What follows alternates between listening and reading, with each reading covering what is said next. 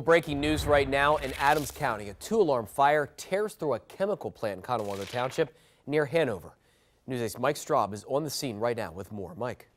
Good morning from just north of Hanover. This is Conewago Township, Radio Road outside of Hanover. A huge chemical fire this morning. This is Miller Chemical Plant. They make agricultural fertilizers, send them all over the country and the world. Take a look at the fire as it rages behind us now. There is a shelter-in-place order for residents in this area. If you are between Elm Avenue and north to Radio Road, you are required to stay in your house because there is just so much smoke. As we drove in this morning, smoke was visible from 10 miles outside of Hanover, and the danger is what's in this smoke. They're even keeping reporters and others at a distance because they're just not quite sure what could happen from breathing in this smoke here this morning. We hear dozens of explosions. As you stand here, every couple of minutes you'll hear another explosion as the fire continues. Fire companies from across Adams and Adams County fighting this morning as they continue to battle this huge chemical fire outside of Hanover. Guys, go back to you. Still on the scene of a major fire and hazmat situation at a chemical plant near Hanover, York County. Tonight's live team coverage begins with News 8's Ed Weinstock. More than 12 hours ago, flames engulfed the Miller Chemical Plant outside Hanover. Earlier, firefighters decided to let the blaze burn itself out. But now firefighters are renewing their attack on the smoky fire. It is one of the largest fires I've ever seen. In the early morning hours, heavy flames engulfed the Miller Chemical Plant. Smoke was visible from miles away. Some residents heard small explosions going off. They were canisters that were sealed, and as they were exposed to the heat, they began to pop. Firefighters initially decided to let the fire burn itself out because of concerns over water runoff. But by mid-afternoon, they changed the plan of attack and began blasting the fire from a ladder truck. A man-made retention pond and vacuum tanker trucks are being used to capture as much water as possible. Emergency workers are now taking down the remaining walls of the building behind me. The cause of this blaze is still under investigation. In Adams County, Ed Weinstock, News 8. All right, thank you, Ed. We continue our live team coverage with News 8's Matt Barcaro and how this fire is impacting those who live nearby. Look how close some of the neighbors live to the plant, so close that they just got the all clear to be outside again. Keep the door shut, stay in the house and don't go out. Neighbors on High Street in Hanover have had a long day. The house shook, the windows shook. I was scared to death. As the fertilizer plant in their neighborhood caught fire and burned, they kept their eyes to the sky and watched the relentless smoke creep closer to their front doors. It said on TV, stay inside. So that's what I did. Shirley Timmons lives within the 1-mile radius of the plant that emergency officials suggested stay essentially on lockdown. Windows closed, air conditioners off until the smoke dissipates. But some neighbors grew restless and curious and took advantage of the shifting winds. Yeah, I think it's going to burn for a while yet. The fire department said no toxins were found in the smoke and the air quality tests are now finished. In York County, I'm Matt Barcaro, News 8. Our coverage of this fire continues at WGAL.com. You can see more video and pictures, and we're going to go back live to the scene for an update on News 8 at 5:30. These are just some of the thousands of dead fish in the Conewago Creek, and state officials suspect the fire at this Adams County chemical plant is to blame.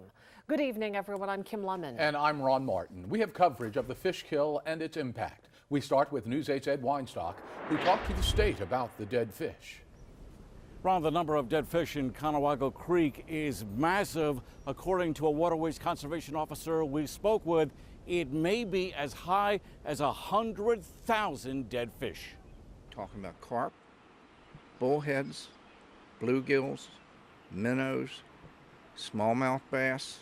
Dead fish float to the surface of Conewago Creek in East Berlin, and township officials are worried. They're decaying right now as we stand here. It's believed contaminants from Monday's chemical plant fire near Hanover polluted the water, but it is not totally clear what killed the fish.